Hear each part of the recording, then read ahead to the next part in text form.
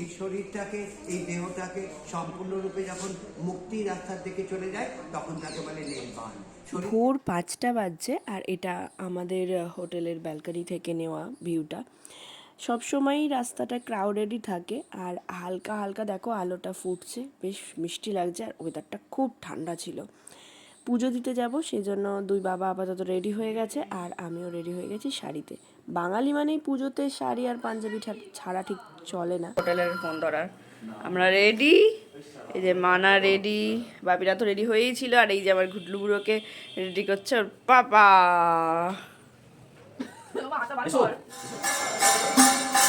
বললাম না, রাস্তাটা ভীষণ ক্রাউডেড থাকে সব সময়। আর এদিকে সূর্য উঠে গেছে কিন্তু আমার ছেলেকে তুলতে পারছিলাম না, সে বারবার ঢিপ ঢিপ করে শুয়ে পড়ছিল।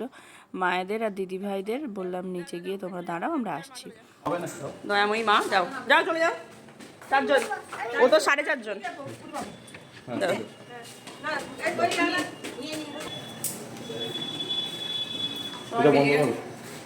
সবাই বেরিয়ে গেছে, এবার আমাদের বেরোনোর পালা। ঠান্ডা, বেশ ঠান্ডা আছে। স্টোর দিতে হবে, পুজো দিতে যাওয়ার সময় আমরা বৃষ্টি পেয়েছিলাম, যাই হোক তা সত্ত্বেও আমরা পুজোটা সুষ্ঠুভাবে দিয়ে ফিরেছি।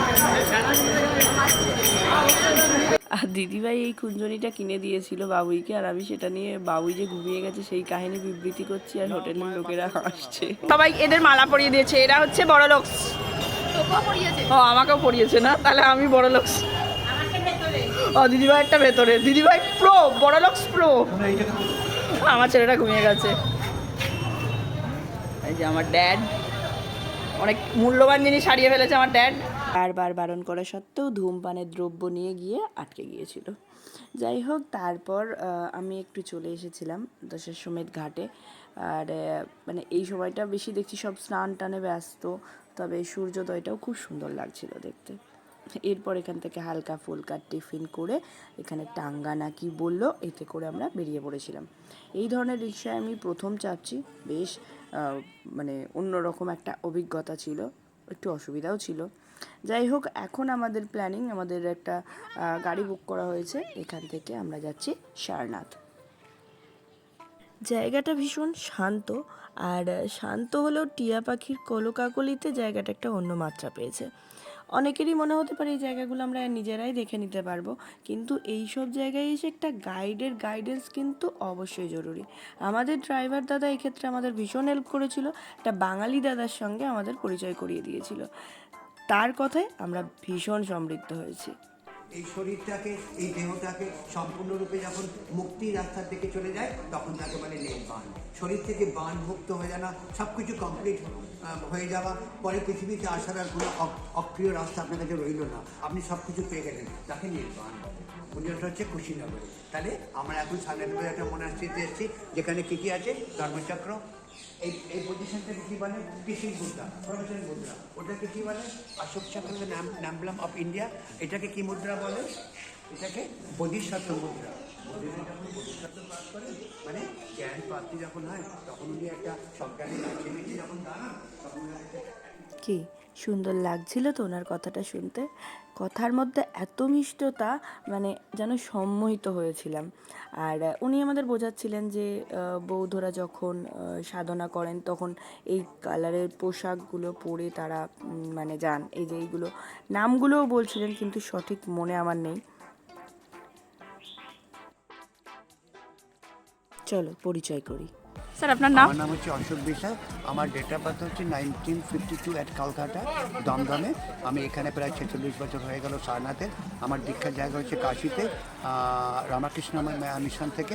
আমার সারনাথের বুদ্ধি জায়গা খুব ভালো লাগে এবং আমি এখন মহাবুদ্ধ সোসাইটি লাইফ মেম্বারশিপ এবং রামকৃষ্ণদেবের দীক্ষিত জায়গা থেকে আমি কাশীপতি অনেক ধরে প্রতিষ্ঠাভাবে সবার সাথে রয়েছি।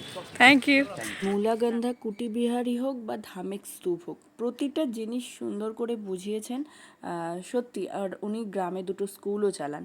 আর এই জায়গাটায় না অন্য জায়গা দিয়ে প্রবেশ করতে হয়, আমরা সেটা আর যাইনি। सोचती है ज़्यादा कम समझती है, दिल कुछ कहता है कुछ और करती है, ये लड़का क्यों न जाने क्यों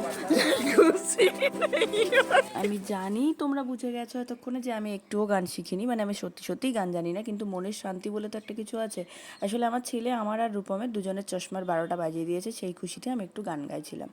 আর এইখানে বুদ্ধদেব যে 5জন শিষ্যকে দীক্ষা দিয়েছিলেন সেটা এখানে স্ট্যাচু করা আছে। এরপর স্যারকে বিদায় জানিয়ে আমরা এখান থেকে বেরিয়ে পড়েছিলাম। তাহলে তোরাই আর এখানে দেখো দেখেছি কি 80 ফুট বৌদ্ধ মূর্তি, 80 ফুট 6 ইঞ্চি, তাই তো 9 ইঞ্চি, 80 ফুট 9 ইঞ্চি বৌদ্ধ মূর্তি। দিদিভাই বলছিল যে ওরা এর আগে অনেকবার বেনারস এসেছে, সারনাথ বলতে আগে এইখানেই আনতো। ফেব্রুয়ারির শেষে গেছি আমরা, বাট এখানে পারদ চড়তে শুরু করেছে, এত মানে গরম যে বাবুইকে নিয়ে আসা যায়নি। আর এই যে ছবিতে আমরা দেখি সামনে যে শালুক ফুলগুলো ফোটে সেগুলো আমরা, বা ওয়াটার লিলিগুলো আমরা দেখতে পাইনি, বাট আমরা এখানে মিলি, ডালিয়া, গোলাপের সমাবেশ দেখতে পেয়েছিলাম। সুন্দর নিঃসন্দেহে লাগছিল, সুন্দর সাজানো গোছানো। তারপর এখান থেকে আমরা বেরিয়ে গেলাম একটু তৃষ্ণা নিবারণের জন্য, প্রচণ্ড গরম যেমন বললাম। তাই কারোর পছন্দের ডাব আর কারোর পছন্দের আখের রস খেয়ে আমরা এখান থেকে বেরিয়ে গেছিলাম। অনেক কষ্ট করে ভাত খুঁজে খুঁজে আমরা একটা রেস্টুরেন্ট পেয়েছিলাম রাস্তার ধারে, যেখানে ভাত আর চিকেন আমরা অর্ডার করেছিলাম এতদিন পরে আমিষ। এটা হচ্ছে বাড়ি কুন্ডার বাড়ি চিকেন। ছেলেকে আগেই খাইয়ে নিয়েছিলাম, তারপর আমরা একটু হাসি মুখে শান্তি করে খাবার খেয়ে বেরিয়ে পড়েছিলাম রামনগর ফোর্টের উদ্দেশ্যে। প্রায় 4:45 বেজে গিয়েছিল, তাই তাড়াহুড়ো করেই আমাদের এখানে ঢুকতে হয়েছিল। মিউজিয়ামের ভিতরে কোথাওই ফটোগ্রাফি অ্যালাউ নেই, বাট এই লনটা ভীষণ সুন্দর, এখানে ফটোগ্রাফি অ্যালাউ আছে।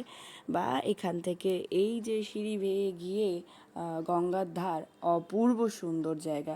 মিউজিয়ামের মধ্যে পুরনো গাড়ি, পোশাক, তলোয়ার, বিভিন্ন যন্ত্র মানে সাজ সরঞ্জামগুলো রাখা রয়েছে।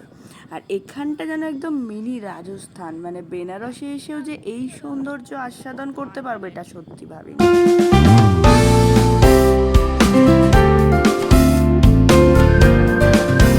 রামনগর ফোর্টের একমাত্র এই জায়গাটা থেকেই আমি ভিডিওটা শ্যুট করতে পারলাম, বিকজ কি ওই দিকটা তো অ্যালাউ নেই ক্যামেরা, মিউজিয়াম।